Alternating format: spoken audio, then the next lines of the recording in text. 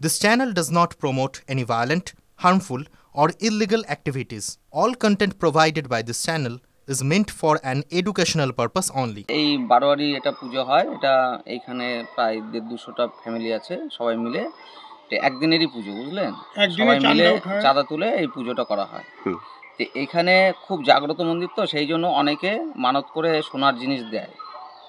তো এরকম সোনার জিনিস অনেক কিছু পড়েছে, তার মধ্যে একটা বড় টিপ ছিল, তারপরে চোখ ছিল, আর একটা ছোট টিপ ছিল।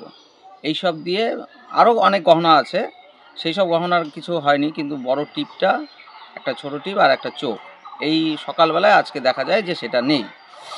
তে আমাদের যেটা একদম মানে ধারণা যে সেটা কে নিয়েছে, বুঝতে পারলেন তো? পুলিশ এসেছিল? হ্যাঁ, পুলিশ এসছে, তাকে পুলিশকে বলার পরে পুলিশ তাকে ডাকে এবং তাকে ধরে সন্দেহমূলকভাবে তাকে আবার তুলে নিয়ে যায়। ছেলেরা তো সাহায্য করেই, মেয়েরা আমরা সবাই মিলে থাকি, সারা রাত পুজো হয়, কোনো দিনও এরকম চুরি হয়নি আজ পর্যন্ত। তো হঠাৎ দেখছি আজকে সকালবেলা এরকম ঘটনা, মানে খুবই আতঙ্কে আছি, বলার উপায় নেই। কখন বুঝতে পারলেন যে চুরির বিষয়টা? আজকে সকালে পুজো করতে এসে দেখছি ঠাকুর কাপড়ে। এখন আপনারা কি চাইছেন? আমরা চাইছি যে করেছে এই কাজটা তার শাস্তি হোক, এটাই চাই। কারণ এরকম তো হওয়ার কথা না, এটা তো মায়ের জিনিস,